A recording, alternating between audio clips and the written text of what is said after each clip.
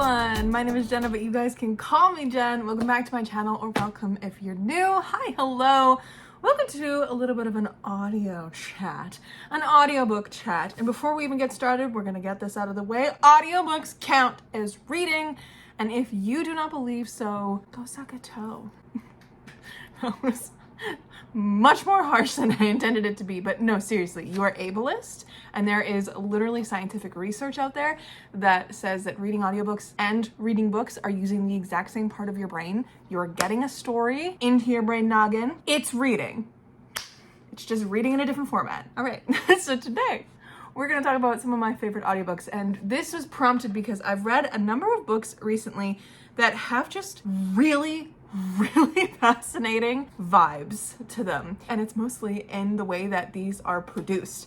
I think that audiobooks are just stepping up the game recently, and I fucking love it. I love when an audiobook is like highly produced.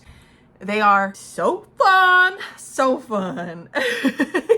So this was prompted namely by three reads that have like really interesting audio going on in them. And then I was also thinking about like just general audiobooks that I really enjoy just because I like the audiobook narrator, or I really enjoyed the reading experience of it. So I have some of those as well. But what prompted this video was The Buffalo Hunter by Stephen Graham Jones, and The River Has Roots by Amal El-Mohtar, and Light of the Jedi by Charles Soule.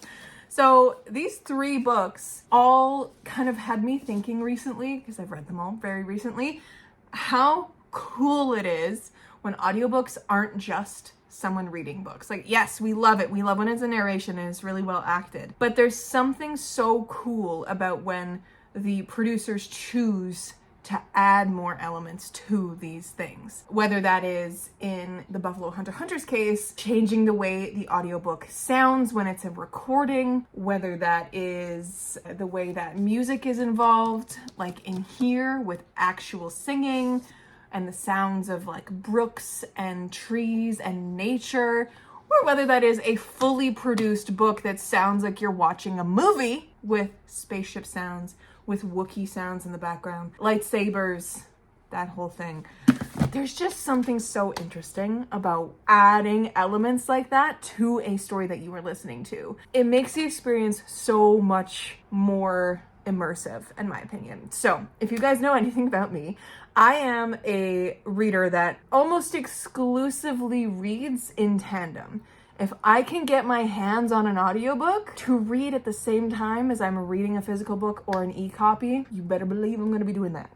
Why? I have realized, especially in the last, how long has it been since I've been on university? 6 years roughly. I need that extra added focus that doing that tandem read gives me. I picked it up originally in university because I was reading a lot of classics, and to get through classics without an audiobook was like pulling teeth for me, because those long sentences and the very elevated language sometimes caused me to lose focus really quickly. And in university, especially getting an English degree, which is what I was doing, reading upwards of like 20 books in a semester of this same caliber, I needed something to get me through these books quicker. So I went to something called LibriVox, because if you guys didn't know, after a certain amount of time, books and works like this will go into the public domain and can be accessed in such a form as LibriVox. LibriVox isn't, like, I believe at the time it was entirely volunteer run, and people would record chapters from all over the world.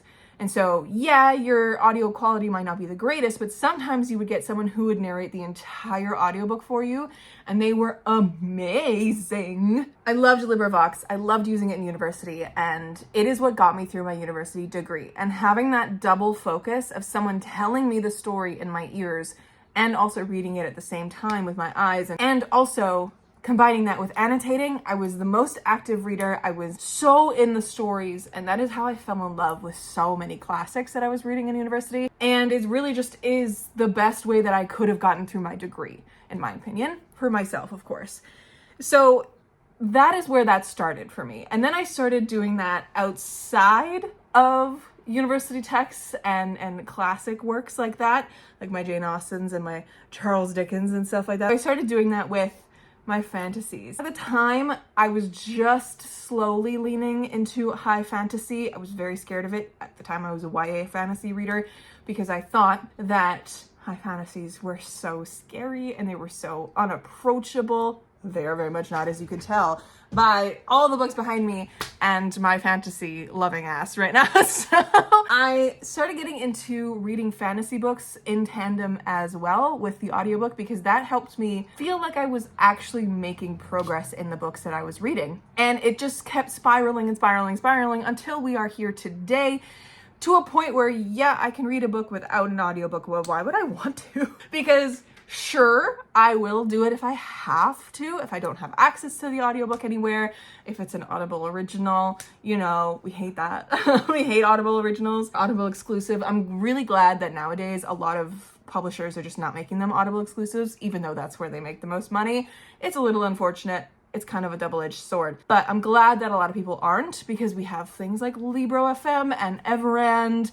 And then it also allows libraries to be able to buy the audio copies, because if it's an Audible original exclusive, they just can't. So it makes it so much easier and more accessible for so many more people. So if I can't get my hands on an audiobook for something, I will just read it physically.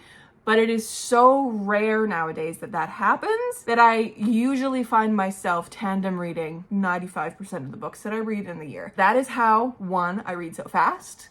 And that is how, two, I get so much read.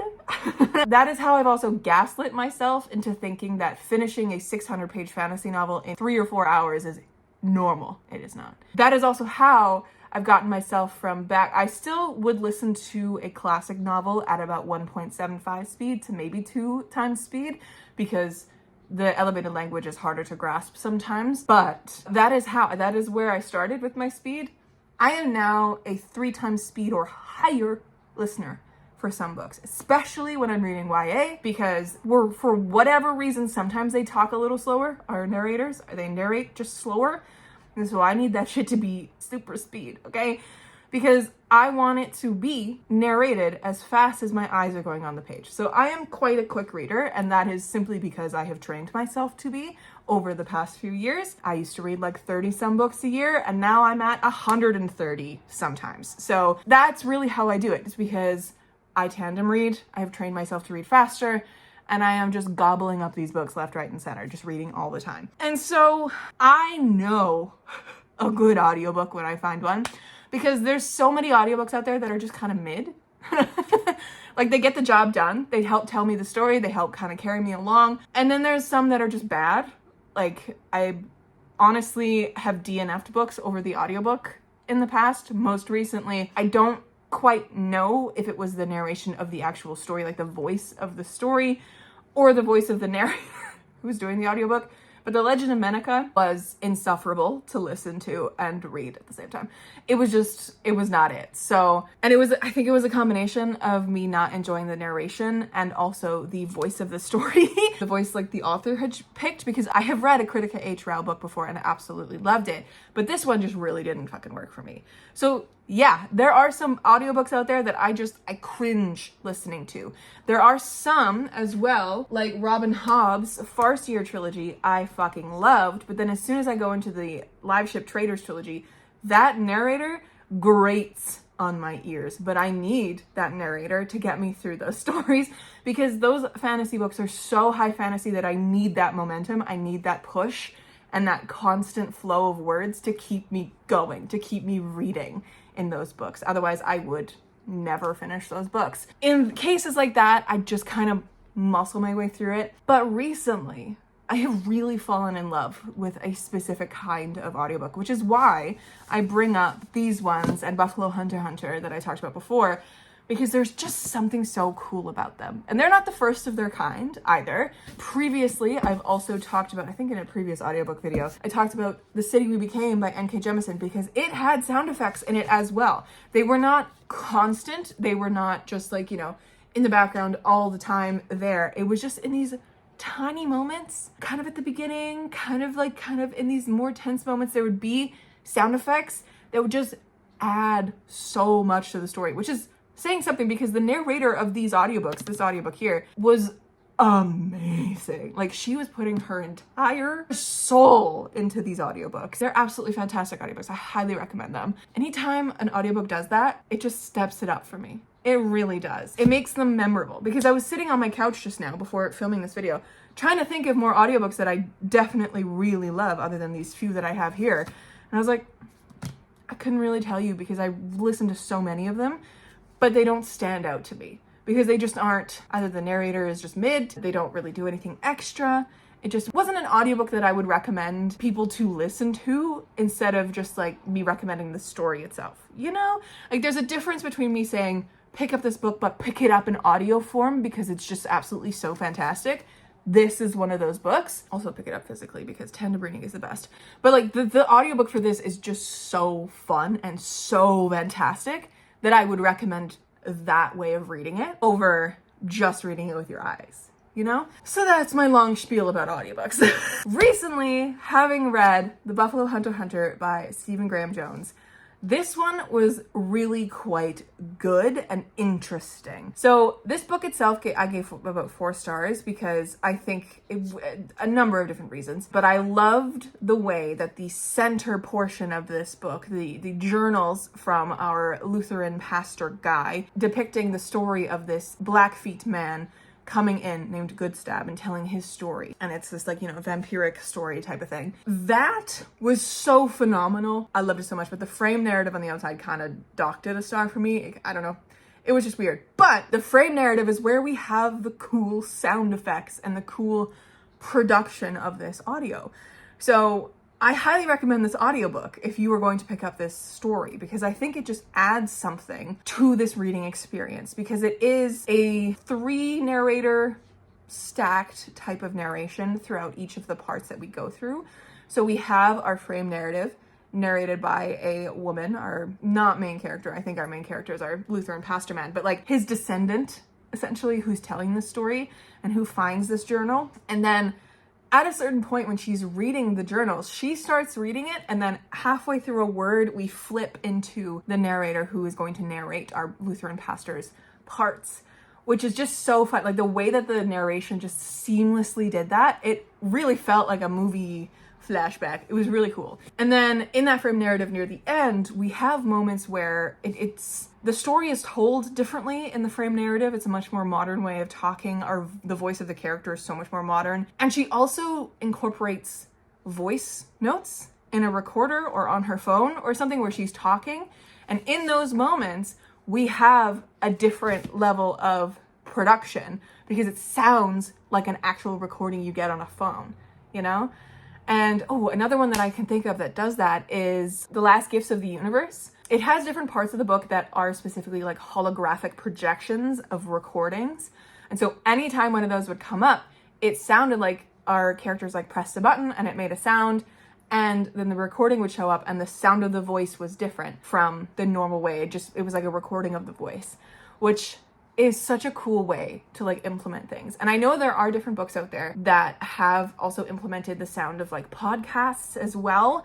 So it's so interesting when books decide to step out of the typical just narrating a book, telling a story, and actually enters a level of like production and audio drama almost. I think it's really interesting. And another level of that kind of kicks from like Buffalo Hunter with the sound of the recordings and things like that. It steps up again in The River Has Roots by Amal El-Motar. This, I would suggest you pick up both physically and audio, because the physical reading experience is just gorgeous because of our different cutting illustrations throughout, which is just stunning. But you want to listen to this audiobook. It is absolutely stunning. So as I said before in this video, it has sounds of nature, it has sounds of babbling brooks, it has that kind of level of soundtrack. It's not constant, but it is often in this one. And then there's a lot in this book specifically because this book contains 2 sisters who sing to the trees in their family's yard. We have sisters, 2 voices layered, singing in the background of these moments when the story's talking about these sisters singing. So it's like you're actually listening to it. It feels like you're watching an old-timey, like I can think of like The Legend of Sleepy Hollow, where it's someone narrating a cartoon And it's like you were watching this narration as you were getting to witness the story happening and listening to the sisters singing and being there in the forest with the sisters as they're singing to the trees. It's just stunning. And it adds a level of folklore to this book that like the book is aiming for, you know? So the listening experience of this book and the reading experience feels like you are listening to an old-timey fairy tale. And it works so perfectly for this book. It is one of my favorite audio experiences ever. And this book is also absolutely stunning. 5 stars. I fucking loved it. And I won't tell you anything more about this other than it has those tones to it. It's got pretty purple prose, but like I didn't notice it all. I loved it so much. And also it deals with sisterhood and sister bonds. And it left me sobbing at the end. So I highly recommend this and this audiobook specifically for those reasons. And then you take another step up in audio production and you have something like the Star Wars books. I have only read this one and I've only listened to this audiobook specifically for The Light of the Jedi. Top to bottom, this is produced. Constant background noise. It feels like you are living these moments and these scenes with these characters in the spaceships, in these battles, with these different characters. You're sitting there listening to a Wookiee in these moments where he's either, if it's his narration, you understand him, but if it's a different character's narration and the Wookiee's in that scene, you do not understand him. He is just making Wookiee noises in the background. And it was so fun. It was so fun. It was like reading a movie. That is the weirdest sentence I can say, but it was like reading a movie, guys. Like it was so phenomenal. As a book, I find it so weird to try and recommend a sci-fi book that is specifically Star Wars to you guys. But if you love that high level of sci-fi, if you love space opera, and if you love Star Wars, pick these up. They're so fun. This is entirely new cast of characters 200 years before our prequel movies are set. It's in the height of the time of the Jedi. We're meeting all these new Jedi. We're meeting all these new characters that are important. And it's just, this was such a fun reading experience because of the audiobook for me. Like it just made the story, like the story is fantastic and really good and well balanced because Charles Soule is a legend for what he's done in different tie-in novels and stuff like that. And he's such a good storyteller and he takes such an immense amount of characters and makes it actually kind of palatable to grasp who we're following in here. It just makes it more fun and more like, oh my god, I'm watching a Star Wars movie, to listen to the audiobook alongside this. So those are the audiobooks that recently in my memory that I can remember that have like actual sound effects. Like yes, there's a lot of audiobooks out there that have music in them, which I love. I believe it was a pretty popular book, World War II historical fantasy novel that was told, a sort of fantasy sort of, it was just told from the point of view of Greek gods telling the story. I can't remember what it's called. Throughout, every chapter ending had like a jazzy vibe type of music to like really cement us in the era that was told in, which I think was phenomenally chosen as music. And I know there's like a ton of creepier horror novels that have that eerie music at the beginning of the audiobook to like really set the tone. And I think that is what production in an audiobook does, is it sets the tone. Not only do we have the narration setting the tone, whether like recently I picked up Fable for the End of the World by Eva Reed, and that audiobook, the 2 narrators were definitely picked to fit a dystopian, sad, depressed vibe, you know? Because their voices match that perfectly. But when you add something like that with a tone setting, like soundtrack almost to it, it does something to the book. It elevates it again. And it makes it a experience as you're listening to these books. You can get that experience anyways without any of the added sound effects and production, of course, because of course that's gonna cost more money and all this kind of stuff, but there are narrators who just do it fucking amazingly. I'm gonna briefly go over a couple books here that are like some of my favorite narrators and in recent memory and in stories that I've absolutely loved, because minus any actual like production stuff that you get in like books like these narrators are just fantastic, and I wanted to also share them because I think they're fantastic audiobooks that do elevate the reading experience as well. So recently I've just read the first 2 books in Benjamin Stevenson's thriller mystery series, the Everyone in My Family or Everyone on This Train series. I don't know if it actually has a name, this series, but the Benjamin Stevenson series. These are so fun, okay? The audiobook narrator that they got to narrate these encapsulates the Australian nature of these books so incredibly.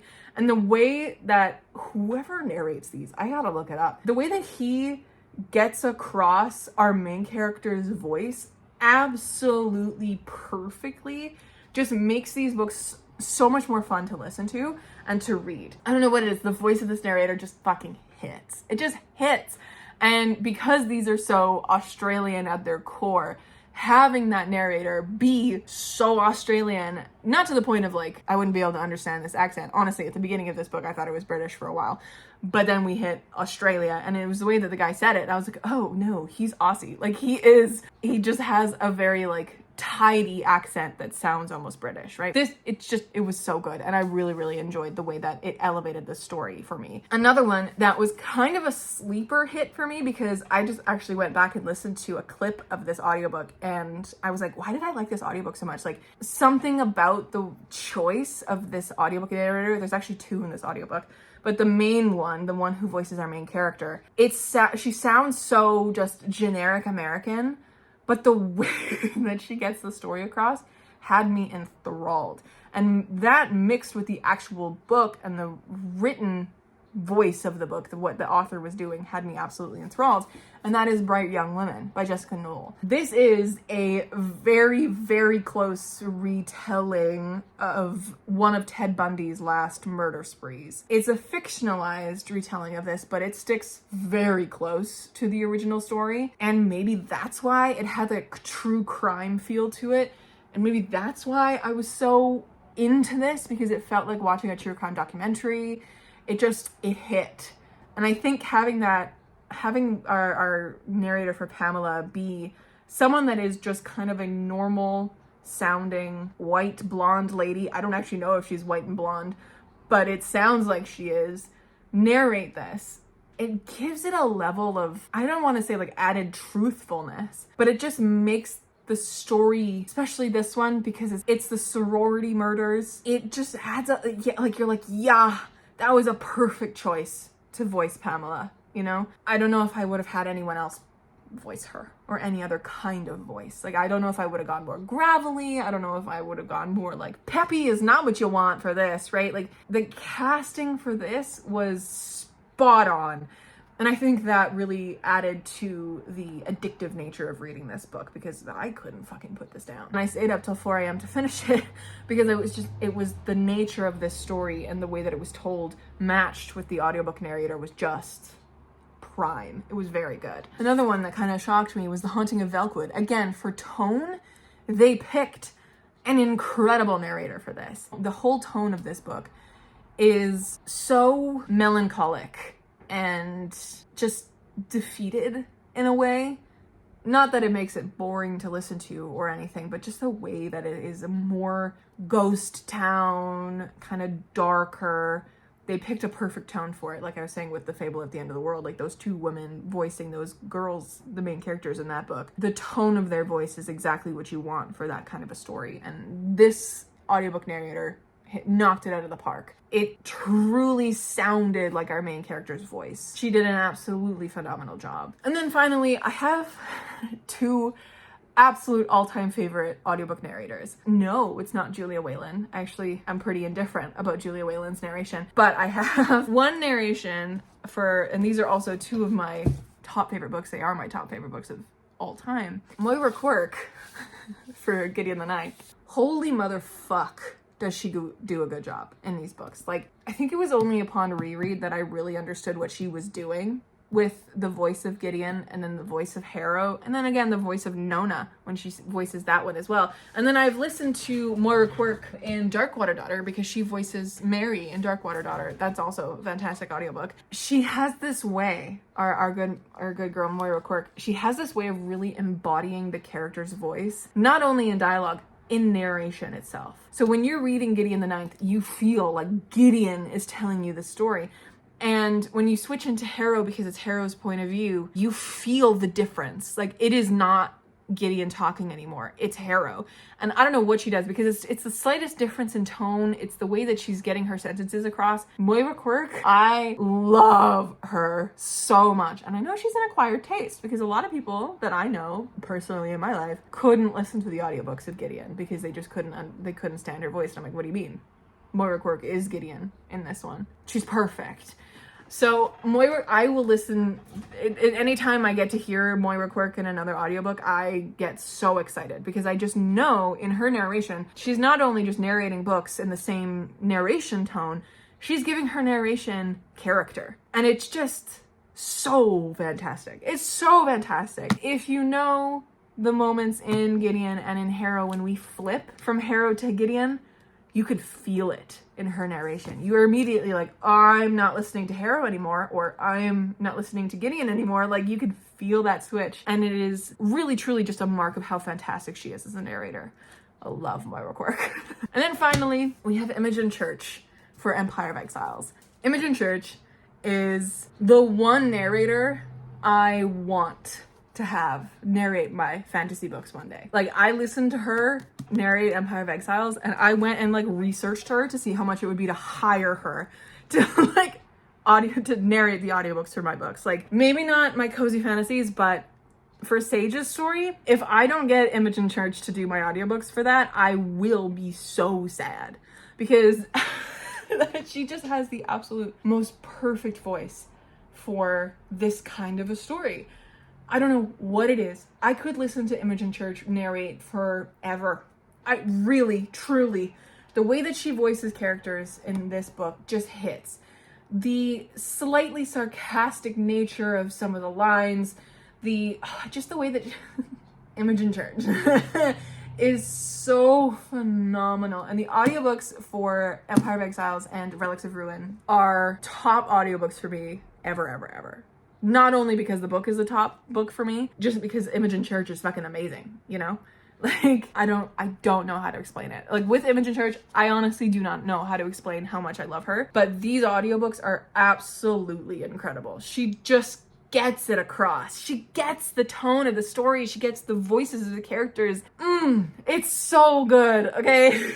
I don't know what it is. Like, there are specific feelings for different narrators that they just get across. And I know some of you out there also have favorite audiobook narrators, whether that is in the romance genre, because there's a couple romance genre audiobook narrators out there that are just phenomenal, or whether you guys have a specific voice that you love or an accent that you like listening to. Like, for me, if I'm listening to an old man fantasy, that man better be fucking British and sound like he's at least 50 years old, because that is what I want from old man fantasy.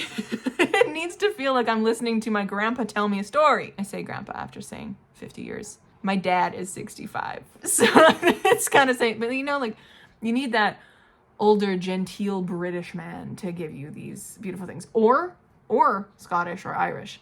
Those as well. Those work very well. And then, like, romance, I personally searched out an audiobook narrator for my romance novella because I wanted it to immediately be accessible to everyone, which I haven't had the chance to for my cozy fantasies, because it is really expensive to hire audiobook narrators for your work. And so hiring one for a novella is much more in my scope than getting an entire novel done, unfortunately. But I'm hoping to voice my books at one point when I get the time to actually do that project, because that is a time-consuming motherfucking project. But anyways, I hired Andy Eloise to do my narration for this one specifically, because I want, whenever I'm listening to a romance book, I want that romance narrator to sound more contemporary. I don't know, that makes no sense.